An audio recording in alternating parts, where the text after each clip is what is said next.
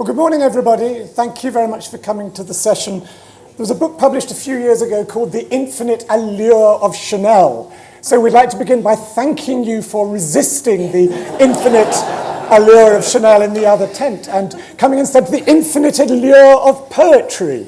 The power of poetry from metaphysical to modern. My name's Jonathan Bate. I'm not a poet, but I'm a poet enthusiast and biographer of poets.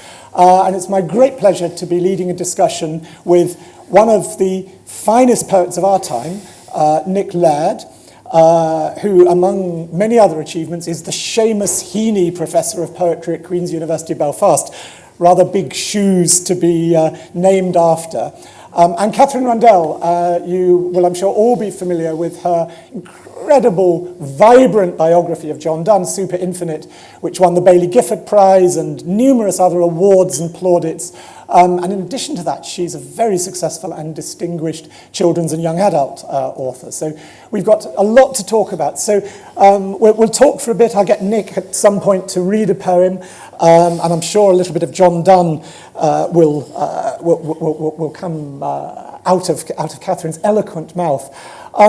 But perhaps to begin with that term metaphysical, those of you who have been students will perhaps remember that Dr. Samuel Johnson in the 18th century described a kind of poetry of the 17th century as metaphysical, in which the most heterogeneous ideas are yoked by violence together.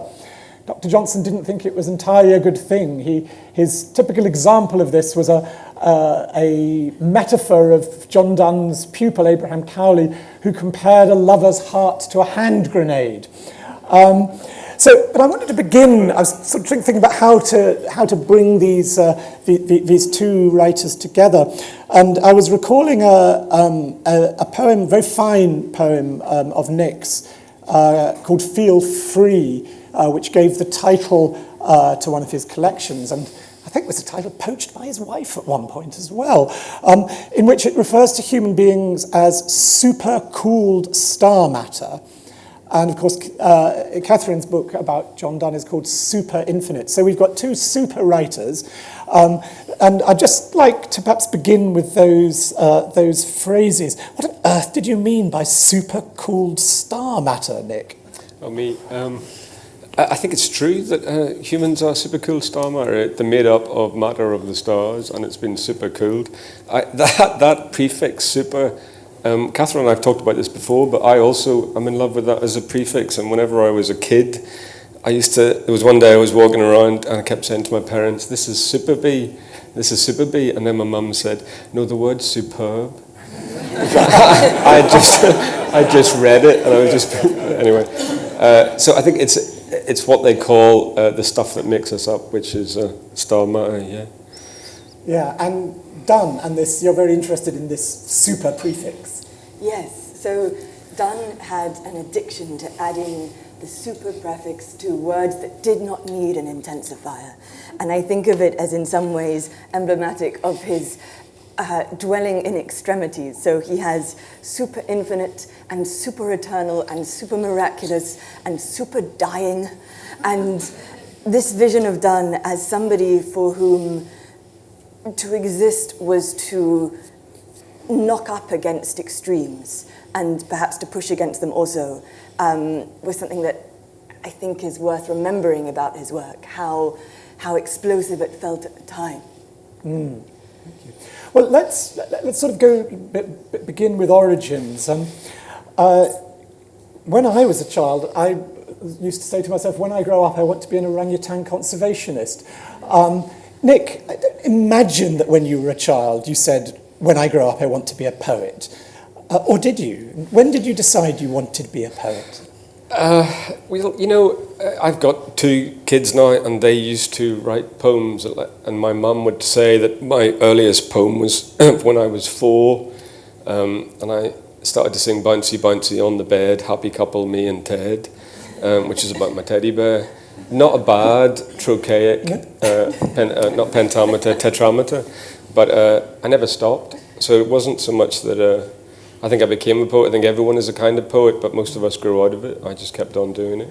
But I wanted to be like, the UN Secretary General when I was a kid. I wanted to amass all power to me, and then I became a poet who has no power at all. So.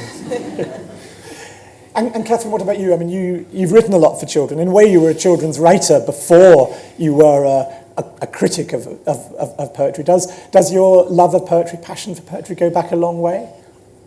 My parents paid me money to memorize poetry, and you got 50p for a John Donne poem, and they would put them on the wall next to the bathroom sink.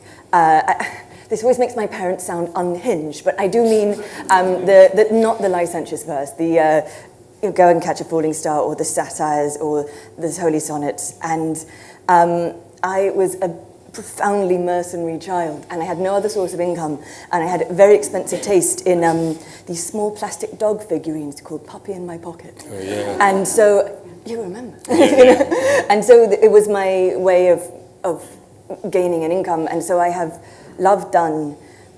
I loved him even though I didn't understand him. At 8 and 9 and 10, I don't think that I could have told you what a summary of the poems would need, but I think I could have told you even then that there was something in them that felt galvanic, and I did love them then, and I do still love them now.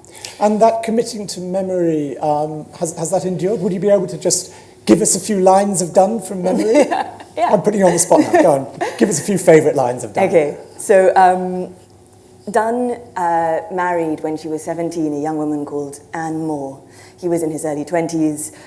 They expected it to go badly, but in fact it went spectacularly badly, and he was immediately thrown in jail, which he didn't expect at all. But he wrote her a poem called Love's Growth, and it plays on her name, and it goes, I scarce believe my love to be so pure as I had thought it was, because it doth endure vicissitude and season as the grass. Methinks I lied all winter when I swore my love was infinite, if spring maked it more.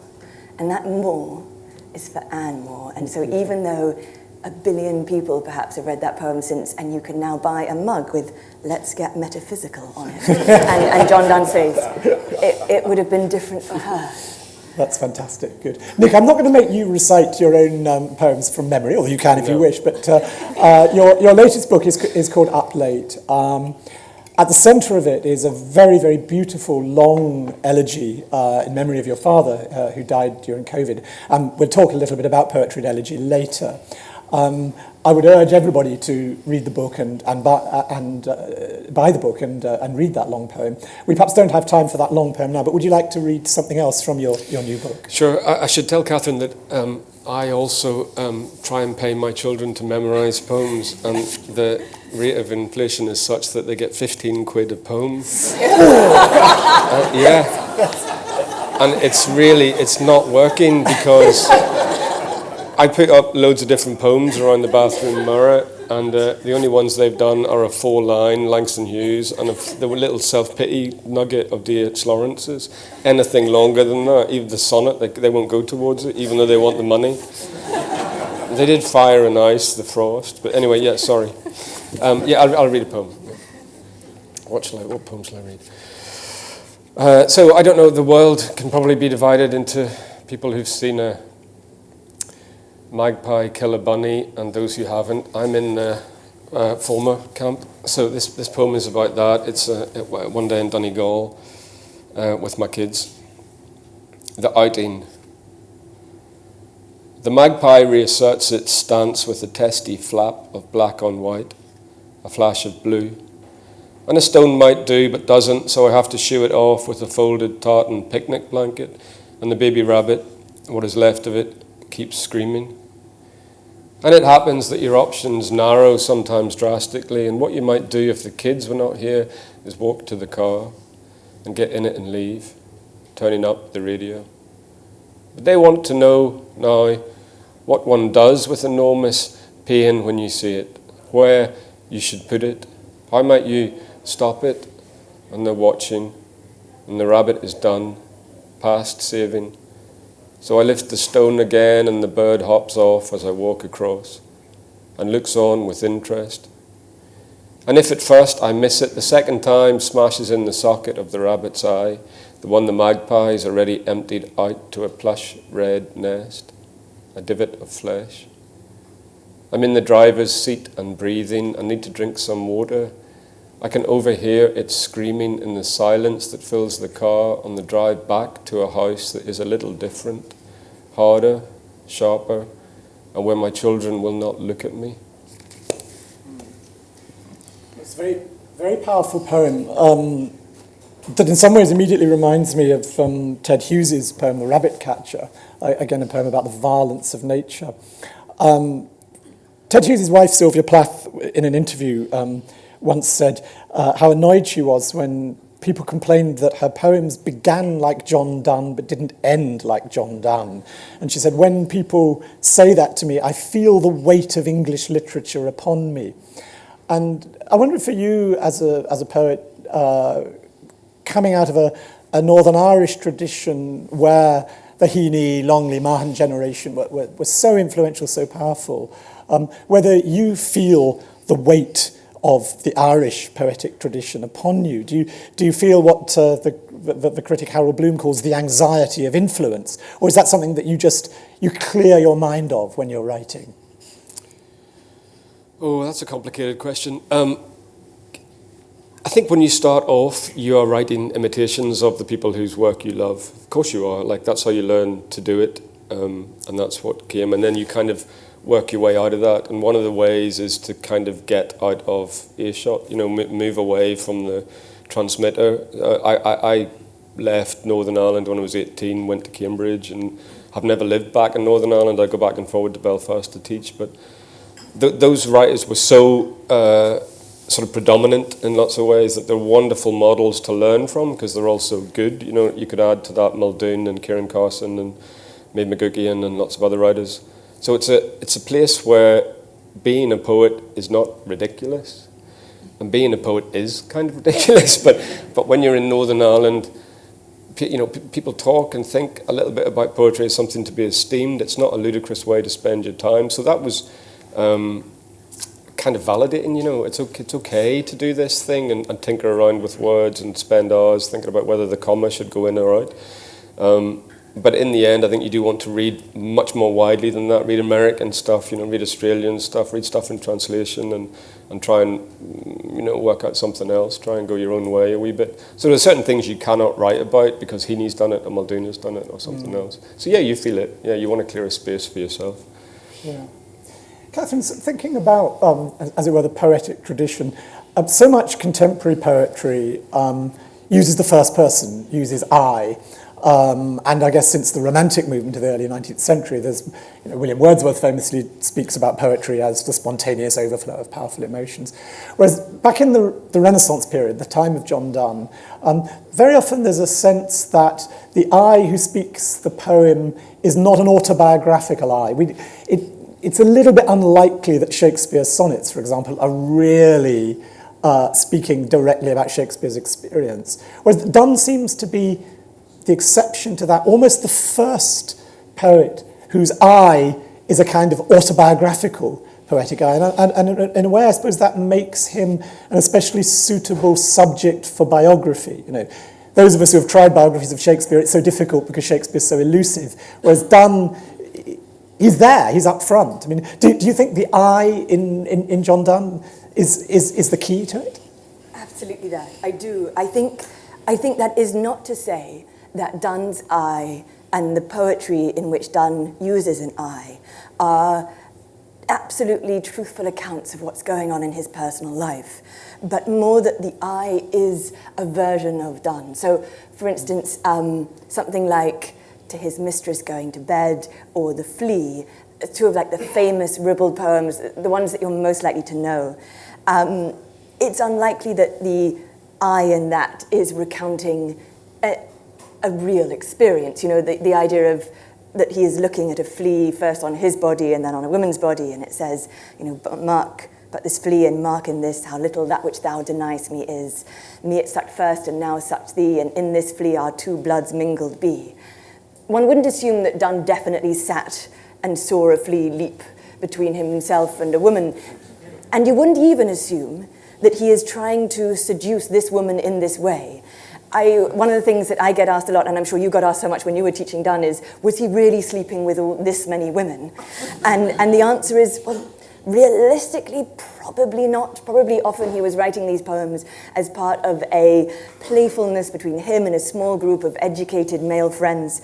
But I think we can still trace that I as a Donnian I, as the voice is his own, even if the scenario he's describing isn't documentary.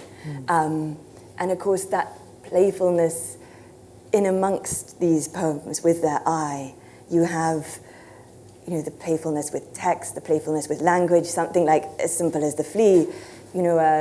Pousse is flea in French, pucelle is virginity, puzzle in English was whore, and pucelle was a version of maidenhead in English.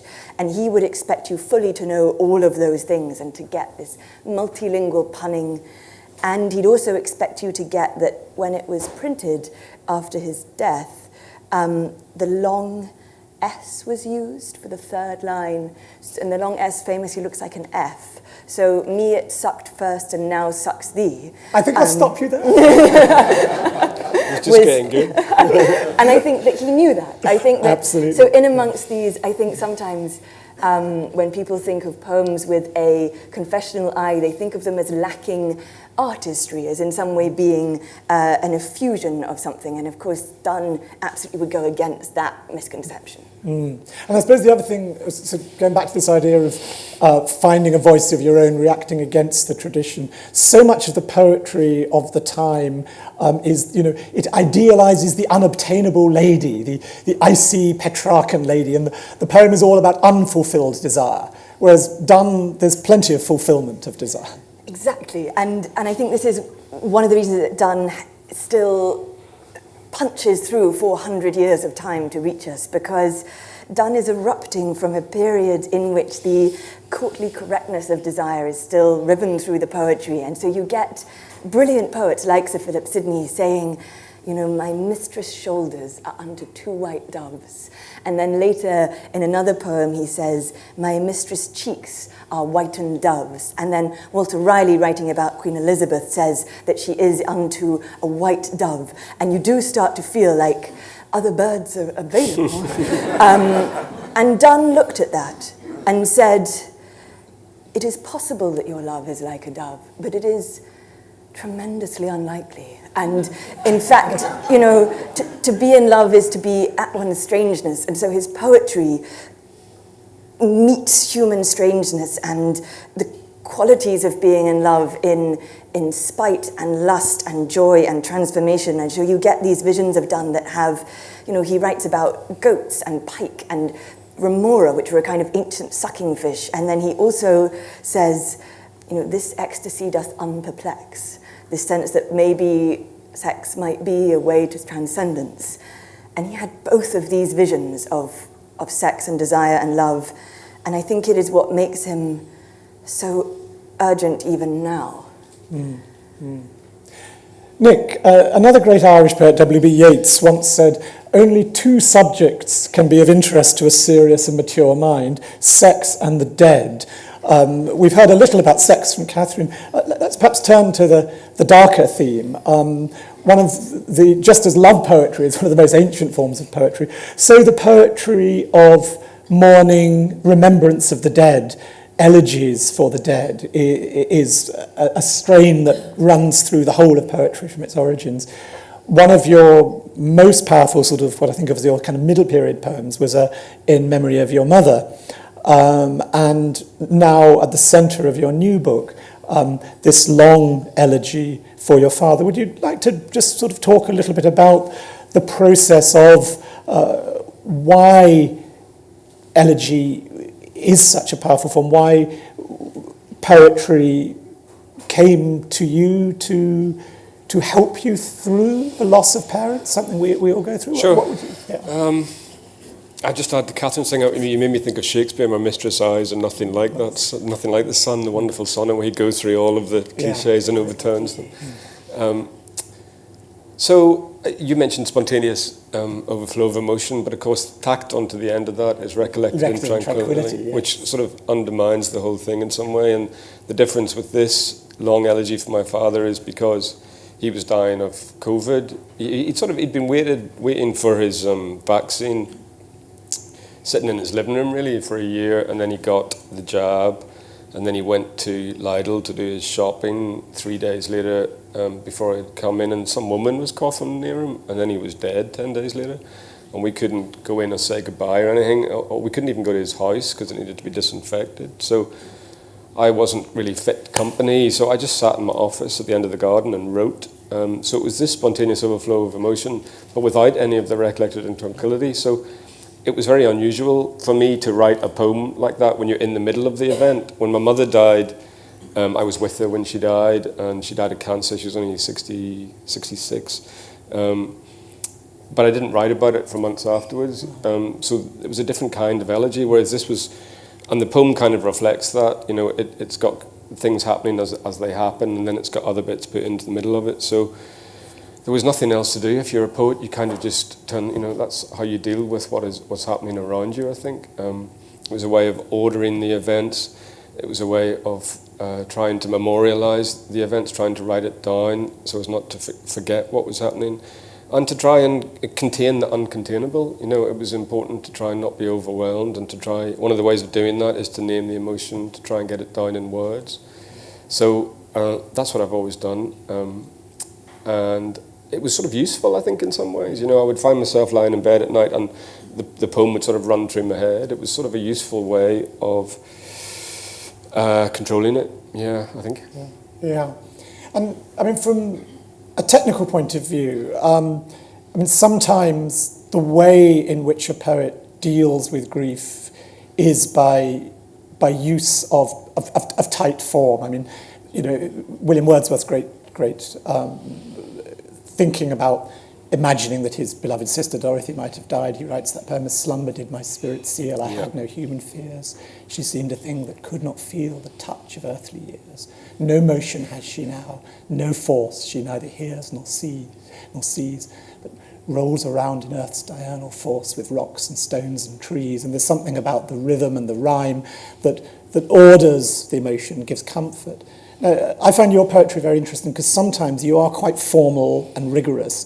Other times it feels very loose, free-flowing, free verse, almost, as it were, like the flow of prose, but with those pauses and white spaces of the line endings. Mm-hmm. So in writing about your father, did you sort of wrestle with how formal shall I make this? Yeah, and it's in, 17 different parts because of that. Some, I think you can write, I do write formal poems, of course, as well, rhyming poems, iambic, they tend to be, but I've also grown up with, Frank O'Hara and everything else, and I do feel like if there's an orchestra, I want to play all the instruments, I want to try everything.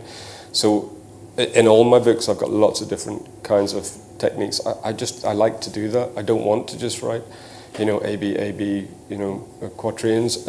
I think some things fit in a certain way and some things fit in another form better. And part of it, what is interesting to me is, how you can have compression of meaning, verbal compression and expansion of meaning at the same time. So I like tight things that come out in different ways, but I also like shape, I like form, I like something that seems surprising but inevitable, and how you achieve that. And one of the ways is with shape and form and sonic effects. So I do try and do all those things. I don't think free verse is ridiculous. I'm not a formalist in any way. I love free verse. So some of the poems are prose poems, some of them are free verse, and some of them are very tight, sort of formally controlled things. I think you want to be able to hear every different kind of sonic frequency. Yeah.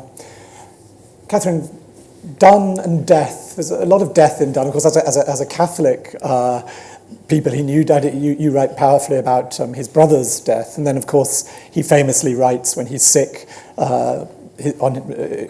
contemplating his own death, because with death we are done. John Donne is undone. Do you want to talk a little bit about Donne and death, if it's not too gloomy on a Saturday morning? So Donne wrote no love sonnets at all. And the sonnet form traditionally associated with love, he reserved for writing about God and about death. And Donne's relationship with death began young. He was probably tradition dictates he was probably taken to see his uncle, great uncle, hung, drawn, and quartered for being Catholic when he was just a child. Many of his family were put to death for being Catholics at a time when to be Catholic was to be persecuted. And then his life became so dogged by death. He lost his brother Henry when Henry was just 19 and Donne was just a couple of years older, in a way that Donne is very slightly perhaps implicated in, because he was supposed to take care of his brother. And then he lost Anne. Anne died in her very early 30s, having been pregnant or recovering from pregnancy or both her entire adult life, and died of childbirth after their 12th child. The 12th was stillborn. He lost 6 of those children. And he was also suicidal. He wrote the first full-length treatise on suicide in the English language, a book called Biathanatos, which argued that suicide might not in every single context be a sin. And it was one of those, bleak, self-defeating ironies that at the time, of course, the penalty for attempted suicide was death. But then your body was treated very differently. In France, you might be put at the crossroads with a stake through your body, or you might be dragged on a cart through the street. So, not good death. And so there's that vision of Donne, and there's also Donne's vision of death, which was to welcome it with a kind of eager intimacy, and to think of it as leaping into the infinite. And he said that he wanted to, preach his final funeral sermon and then just topple down upon his congregation like a sudden and abrupt corpse. So there was that Donne. And then you have to hold alongside that Donne, the Donne that knows horror, and the Donne whose vision of death is often very horror-laden. So he writes in one of his sermons about it was a time of plague, and people were being buried, and then the graves were having to be undug so that more bodies could be cast in. And he writes about how, because of that, the decomposing bodies were becoming dust in the air, and so fathers were breathing in sons, and brothers were breathing in sisters, and this sense of the decomposing human heart is absolutely at the heart of Donne's poetry and his prose. And then you have to put alongside it this staggering vision that Donne has in his poetry and in some of his sermons of the miracle of the human body and the miracle of the human mind.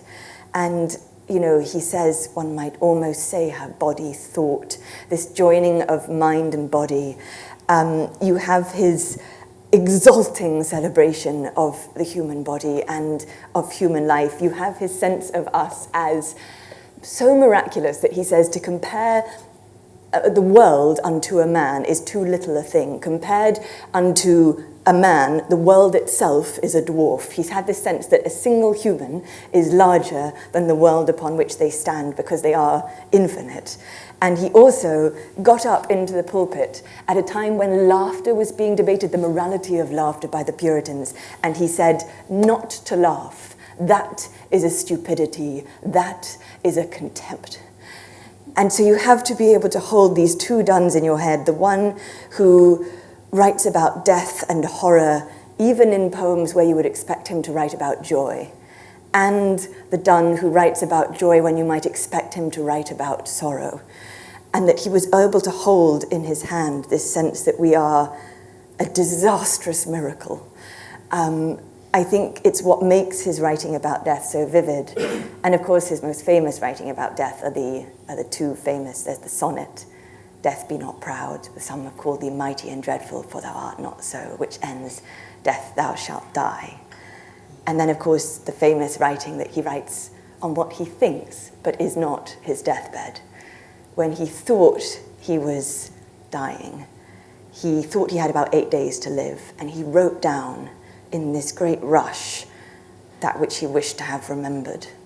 And of course, what he wrote about was about it was the "No man is an island." It was, which famously goes, No man is an island, entire of himself. Every man is a piece of the continent, a part of the main.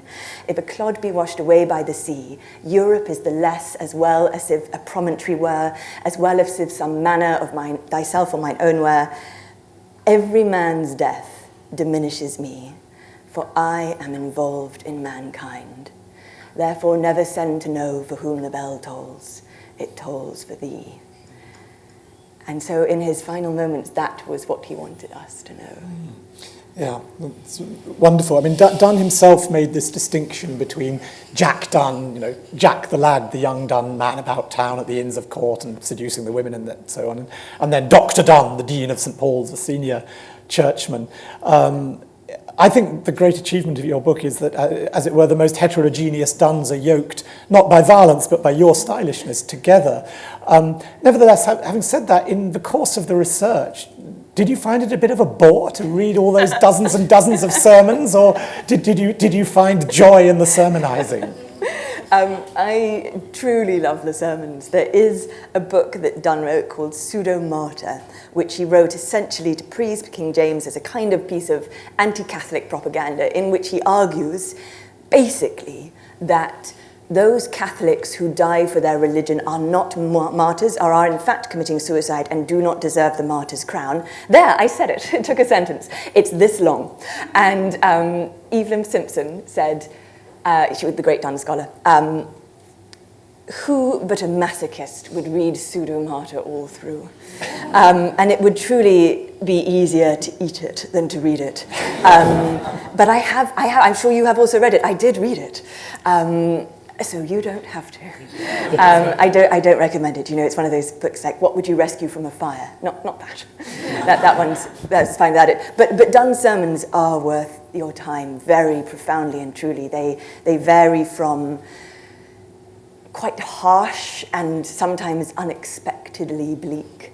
He famously preached a sermon for his great best friend, Henry Goodyear's daughter.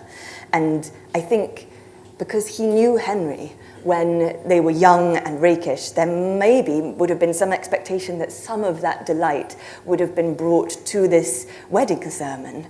And instead he says that marriage is but fornication sealed by law, and we wake and we sin and sin and sin and wake again only to sin again. Congratulations to the happy couple. And so that Donne is hard to take, and you have to acknowledge that Donne, that harsh, sometimes cruel Donne, that Donne that seems sclerotic and angry.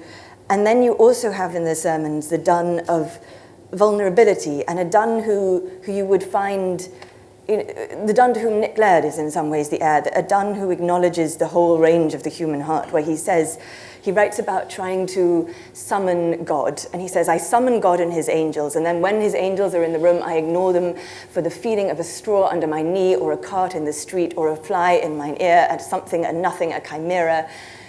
This idea that he cannot control his own intellect, this ferociously controlled intellect, when he is at prayer, is so unusually vulnerable for that time. And when you read the sermons of this age, so rarely does a sermonizer acknowledge their own weakness. And it is that richness, that grace that he had, you find all the way through until his death. Mm. Yeah. Nick, like John Donne, you grew up in a place where religious sectarianism, Catholics versus Protestants, was a horrendously destructive force. So you're not a man of the church, but I noticed you wrote a poem called Theodicy. Are you interested in God? I do go to church, yeah. Am I interested in God? Yeah. Isn't everyone? I just want to hear Katherine talk about Donne a bit more. It's so interesting thinking of Donne and the body, and like, I am a little world cunningly made, and just suddenly that we are becoming a macrocosm or a microcosm of everything else. Anyway, sorry, yes. Catholics and Protestants, yes, that was a problem. It's all fixed now. Everything's fine.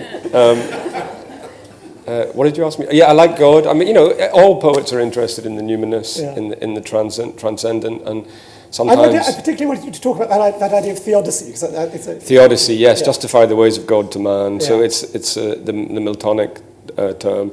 That is a weird little poem that it was in the New Yorker, and a friend of mine rang me up and said, I've just read the Odyssey, and I was like, okay, good for you. I thought he was talking about Homer's Odyssey. We had a long conversation where...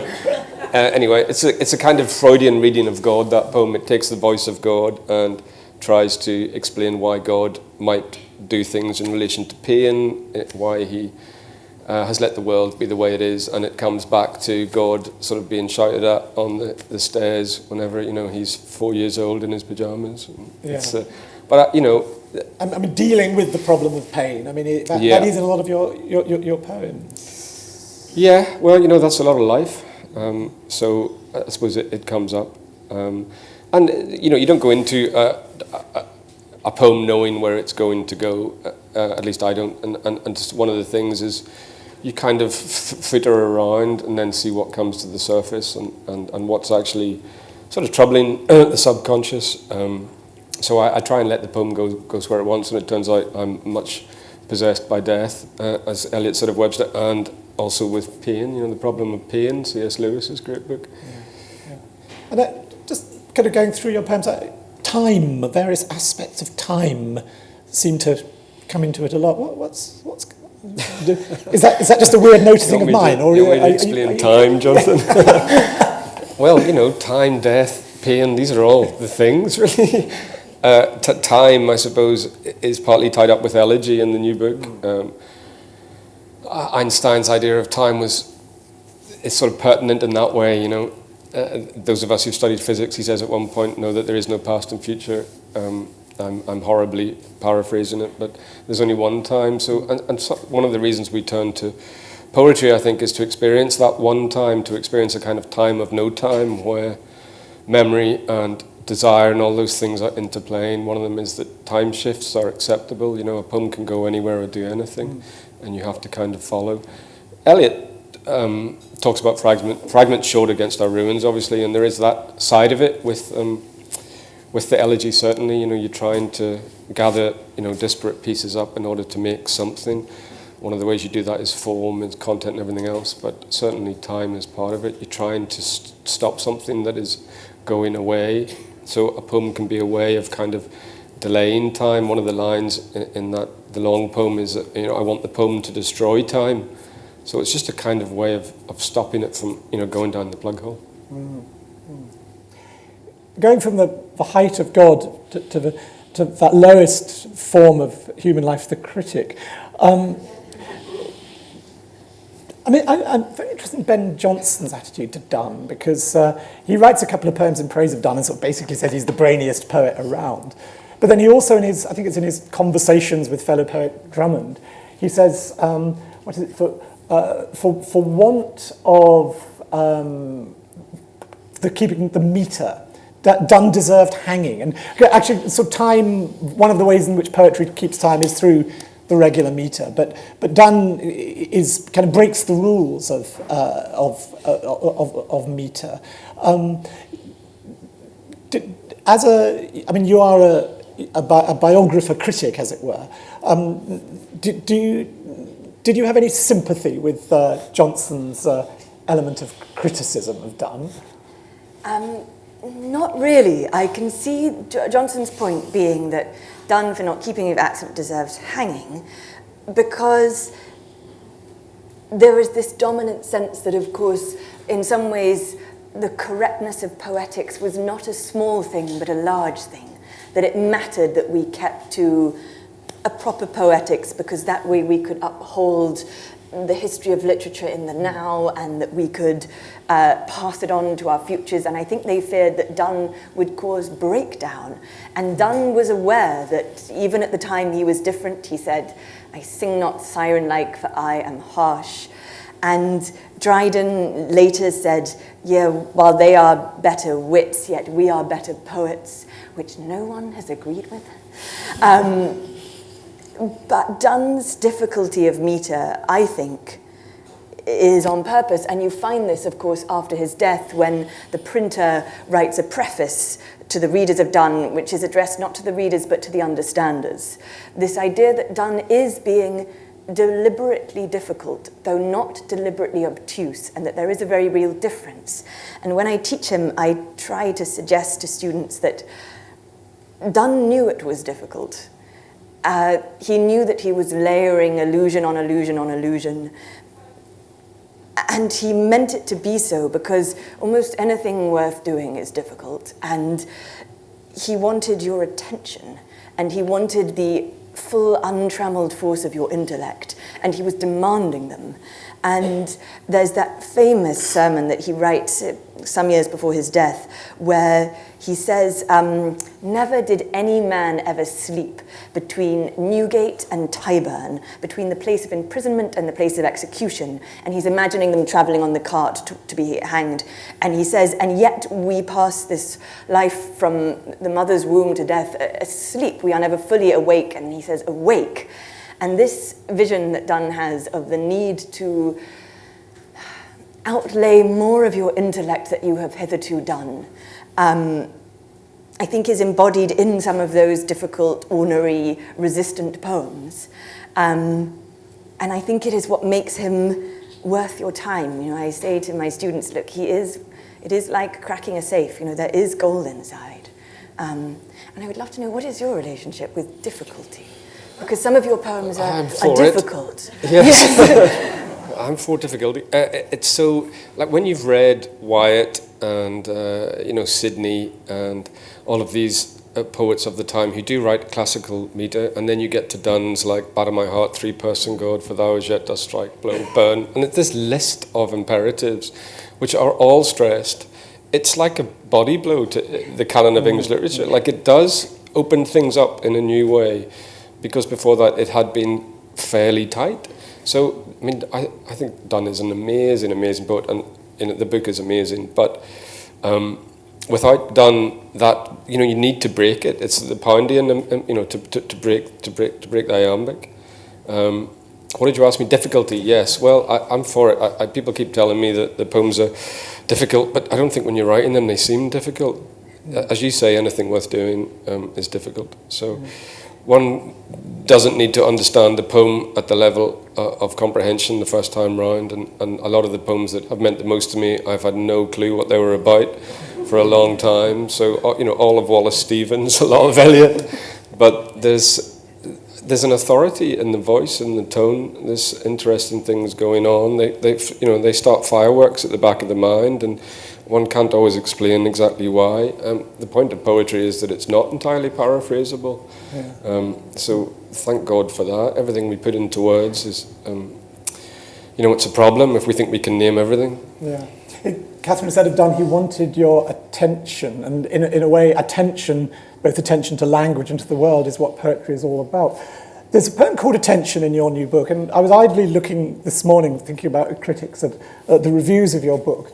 One review was ecstatic about the whole book, but said there's one really bad poem called Attention. And then this other review said, this book's absolutely terrible, but there's one great poem called Attention.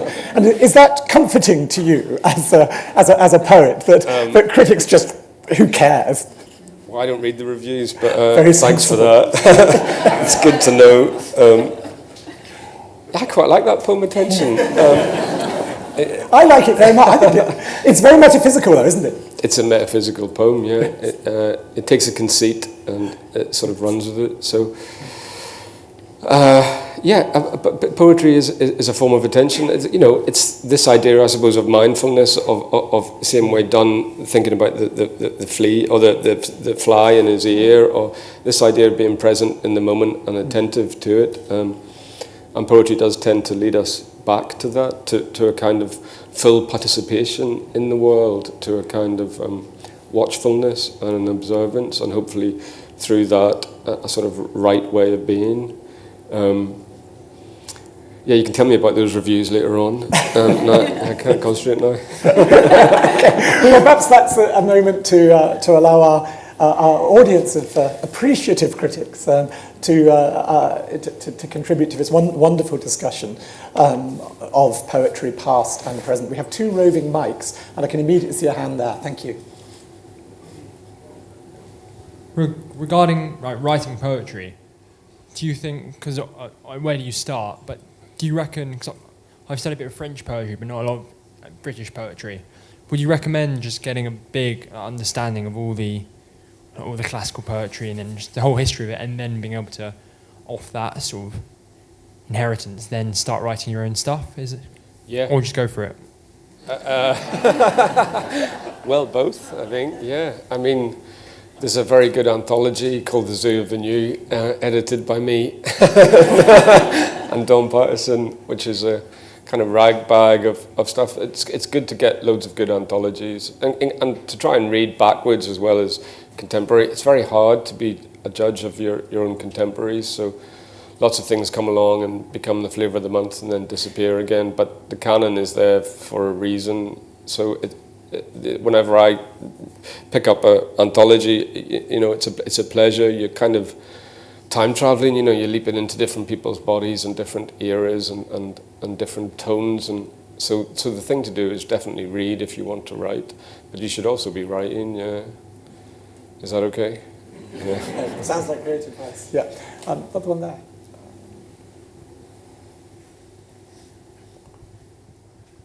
I think we're all very fortunate that Nick Laird did not become Secretary General of the United Nations. Not yet. Not that person has any real power, Nick. But I'm surprised that you were so modest and self-deprecating and self-effacing about the influence of somebody like yourself.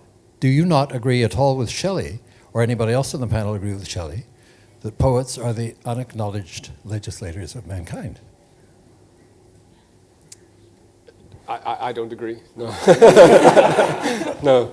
I don't. I mean, maybe it was, you're the romantic scholar. Maybe Shelley had more influence than. Well, it's funny. Zadie Smith, who's with us today, was talking about those working class movements in the 19th century, and Shelley's early poem Queen Mab was an enormous influence on that Chartist movement. And there is a real sense that in the 19th century, I mean, I wrote a biography of Wordsworth called The Poet Who Changed the World, arguing that attitudes to the environment, the natural world, the whole idea of a national park, all came from Wordsworth. Whether poets can have such influence now in the Anglo-American sphere, I'm not so sure. But I think if we think about some of the poetry of resistance currently coming out of Russia, and some of the heroic poetry coming out of Ukraine, and certainly in the 20th century, Eastern European poetry really did have enormous influence, enormous power. Maybe it's, I think it's become a problem in the Anglosphere. Yeah. Well, I suppose one of the examples of a poet who had an influence in the Anglosphere was Seamus Heaney. Yeah, absolutely. And that was a kind of civilizing effect. But it's very hard to quantify or say in any way. I think it depends on the circumstances. So, of course, yes, thinking of Eastern Europe, from Herbert, Zbigniew Herbert and Czesław Miłosz. But how one would say whether that art is the root or whether it is the fruit, as it were, of society is a complicated question. Yeah, no, an important and complicated question. There's a voice there, and then we'll come subsequently.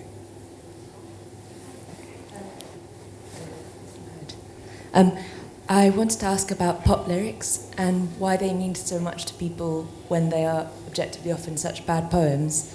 And do you think Donne would work when set to pop? Donne definitely works set to opera, we know that, because Batter My Heart is an aria in Dr. Atomic. Would Donne work as a pop lyric? Song, Go and Catch a Falling Go and Catch a Star. Falling Star. Sounds like a pop lyric He already. already does. You know, he doesn't add "put it in your pocket," but like it's not that far off. Why do pop lyrics resonate so profoundly with people? Well, speaking of someone who wrote at length in the Sunday Times about the literariness of Taylor Swift's lyrics, I would say that the best pop lyrics do actually do the same kind of thing that poetry and indeed folk song has done historically. They plug into those kind of core human emotions. Okay. Let's come to that question. Hi, thank you so much for such an interesting discussion. I have a question for Katherine. I have read your children's literature and loved it as an adult. And I was sort of thinking a lot about how children's literature and poetry fit together particularly well. Picture books like Where the Wild Things Are, Goodnight Moon. I read a book, The Adventures of Miss Pettifor, which is by a Canadian poet. I wanted to ask you about this relationship between poetry and children's literature and what it means for you as someone so deeply involved in both. I think children's literature and poetry have always been very closely allied. Someone like Lewis Carroll would be the most obvious example, who wrote brilliant, strange, convoluted poetry, and of course also Alice in Wonderland. And I think it is often easiest to defend children's literature by talking about it in terms of poetry, especially picture books, to argue that what is happening is the same act of distillation and distillation down and down into something that will bite. And so I think they are very closely allied. I am not myself a poet. I wrote poetry as a child, and it was, very close to criminally bad. But you have written a children's book. Is that right? Yeah, You've co-written that's right. a children's book with Zadie Smith. Yeah. And you are also a poet, so I think you might know about this. How close are those experiences? So I had a kids' book came out last year called Weirdo, about a guinea pig who does judo. And there's a sequel coming next year. With a hamster who does weightlifting? No, it's the same. It's the same guinea pig, same guinea but she goes to the forest. You'll have to read the book. It's only 800 words, but it doesn't rhyme. No, so I have tried to write kids' books in rhyme, but it's the same. I also write novels, and you have to really kind of keep these things apart. Suddenly my kids' rhyming books would become kind of complicated. So I couldn't do it. It's a skill in its own, I think, to write. Julia Donaldson is so great at it. But yeah, it's difficult. Yeah, that's it. It's a great question, thank you. It's one that I meant to ask and didn't get around to. But just following up on it, and Catherine's wonderful new children's book, Impossible Creatures, begins with a gorgeous gallery of descriptions and illustrations of mythical beasts. And I suppose that idea of drawing into what I think it was Ted Hughes called the myth kitty is something that poets and children's writers have in common. The fascination with unicorns and dragons and the whole sort of apparatus of mythology. Do you want to just talk a little bit about that, Katherine? Absolutely. So I think a lot of children's writers are absolutely pulling on the same long histories of. So there are things in the book from Pliny's Natural History, from Geoffrey of Monmouth, from the Fairy Queen, and I think often children's fiction is allowed to have a broad pull in what it can draw from. Perhaps that some serious adult literature would be eyebrow raised at, and so I think of something like children's fantasy. At its best, not at its worst. There's a lot that's bad, but there's also that which is remarkable. Tolkien and Pullman and Alan Garner and something like the Moomins, I think they are all pulling on the same song that was sung by the Odyssey and the Iliad and Beowulf. And I think you can think of it in some ways as it being the same song that has been sung for 2,000 years, and each generation sings it on to the next. And I think that children's literature is very much part of that chorus, singing that same song about power and love and endurance and good food and good jokes. And I do think of myself as being one in that great chorus singing on to the next.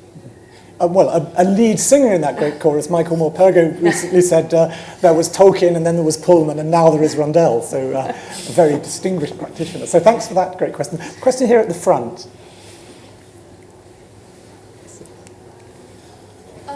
So I have a question for Nick. So you said at the beginning that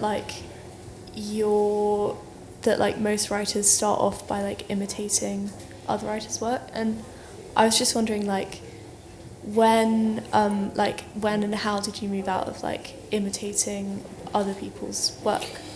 I'll let you know when it happens. No, you just do. You just go beyond it. And if you read lots of different people, then there's lots of influences, so you learn that you can, not all poems have to rhyme. So just making sure that you can try every different sort of technique available to you. But the way to move beyond it is to read lots and lots of stuff. It's as simple as that.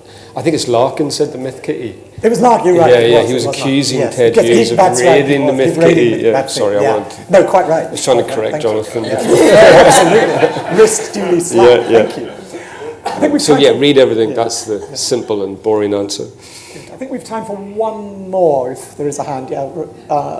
Can we take the one back there? We'll see if we can manage two more in that case. We've got 4 minutes, so there and then there. Thank you. A question for Katherine. I had a wonderful time recently reading your super intelligent, super stimulating, super evocative biography of Donne, and you mentioned their marriage, Katherine, when they were both very young, and there's a chapter in the book describing it and the intensity of their love affair. Almost strangely, his wife Anne seems to practically disappear from view after that marriage and after that chapter, which I found almost puzzling. Do you have any comments? Oh, well, it is true that we have so little of Anne, and that is very much part and parcel of the fact that we have so little writing about women or by women from this period, because so much of the paper that has survived time and fire is to do with law or land or duty, and we don't have any letters by Anne. And so one of the things that the book tries to do is say, well, we know so little, but there is one chapter called Anne, and it says, even if we don't know exactly what she thought, these are some of the worlds that she was inhabiting. You know, the glory of her youth, the hardship of her married life, and the fact that the risk that she took in marrying John Donne was far, far greater than the risk he took in marrying her. And there were young women of the time who defied their fathers of a similar social structure, who were beaten about the skull until their skull cracked. And so when you think of Donne as this great, dashing lover, one of the questions you have to ask, that the book asks, is, was it worth it? Is it worth marrying the finest love poet in England? And the answer might be yes, if they behave as they write. And the answer might also be no, if you end up dead in childbirth at 32. And the book asks each person to make up their mind about that question, I think. Okay. Just very quickly, there's time for the last question, the gentleman here. Would you say that Donne's passion for the physical is the same passion as it is for the physical, so the spiritual?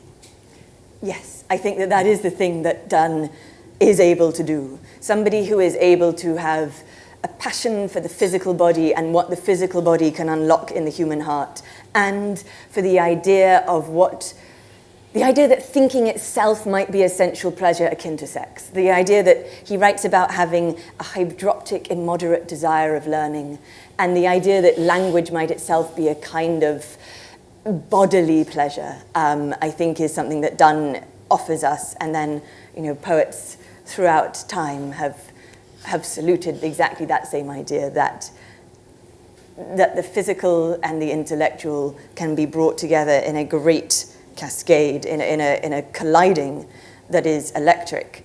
And you can find poems that have exactly that kind of electricity in the work of Nick Laird.